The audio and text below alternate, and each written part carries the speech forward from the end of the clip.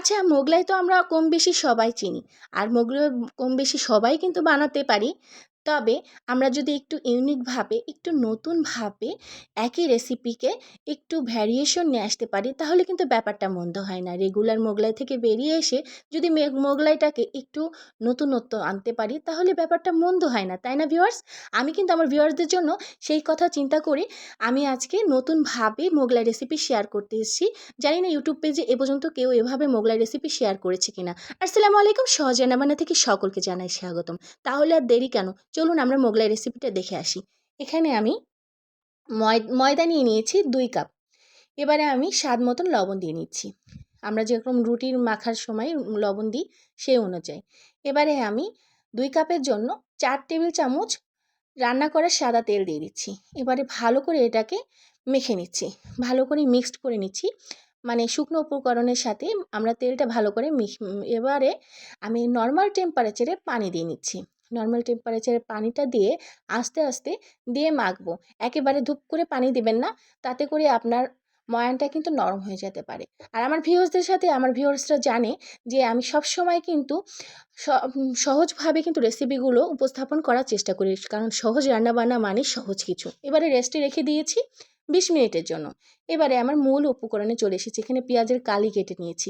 শীতের সিজন, পেঁয়াজের কালি প্রচুর পরিমাণে পাওয়া যাচ্ছে। আর নতুন আলু কুচি করে নিয়েছি। এখানে 4টা নতুন আলু নিয়ে নিয়েছি এবং পেঁয়াজ কুচি করে নিয়েছি 5টা এবং কাঁচামরিচ নিয়ে নিয়েছি পরিমাণ মতন। এবারে দিয়ে দিচ্ছি ধনিয়া গুঁড়া, টেস্টিং সল্ট, লবণ, গরম মশলা গুঁড়া, শাহি গরম মশলা গুঁড়া এবারে দিয়ে নিচ্ছি। এবার এটাকে ভালো করে মেখে নেব। শাহি গরম মশলার রেসিপিটা কিন্তু আমার চ্যানেলে শেয়ার করা আছে, চাইলে কিন্তু আপনারা দেখে আসতে পারেন। আর না চাইলে আপনারা কিন্তু বাজার থেকেও কিনে নিয়ে আসতে পারেন। এবারে আমরা এটাকে ভালো করে মেখে নেব। আপনি দেখতেই পাচ্ছেন আমি কিভাবে হাতের সাহায্যে ভালো করে চেপে চেপে মাখতেছি।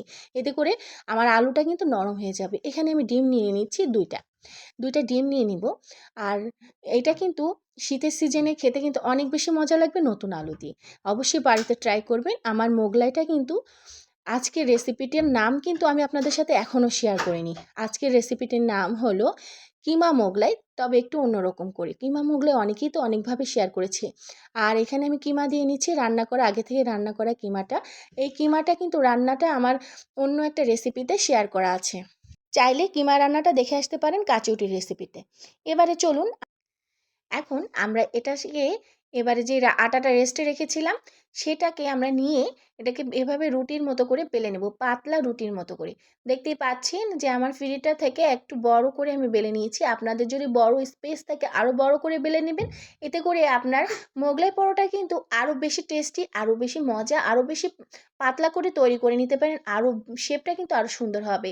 আপনারা কিন্তু ভাঁজটা লক্ষ্য করে নিয়েছেন এবং আমি আপনাদেরকে আরেকটা ভাঁজ এভাবে দিয়ে শেয়ার করব। এখানে কিন্তু হালকা গরম তেলে, খুব একটা গরম না আবার খুব একটা ঠান্ডাও না, বেশ আপনি গরম করে এটাকে অল্প আঁচে, মিডিয়াম টু লো আঁচে এবারে আমরা এটাকে ভেজে নেব। উল্টে পাল্টে ভেজে নিচ্ছি। আমি দ্বিতীয় মোগলাইটি বানিয়ে নিচ্ছি, আপনারা ভাঁজটি লক্ষ্য করে নিন। আমি ভাঁজটি এভাবে দিয়ে নিচ্ছি। কিছু জিনিস আপনাদেরকে দেখে বুঝে নিতে হবে। আর সহজ রান্নাবান্না মানে সহজ কিছু। আর আমি এখানে আমার এটা যখন ভাজা হয়ে গেছে তখন আমি এটাকে কেটে এভাবে সার্ভ করে নিয়েছি।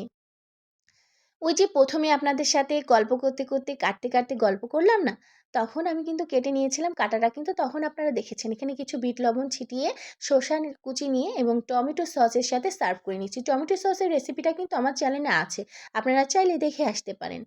আজকে তাহলে এ পর্যন্তই। আল্লাহ হাফেজ। আর আমার বাচ্চার রিভিউ শুনুন। প্রচুর মজা, প্রচুর। আমার জন্য প্রত্যেক দিন বানাবার, ঠিক আছে?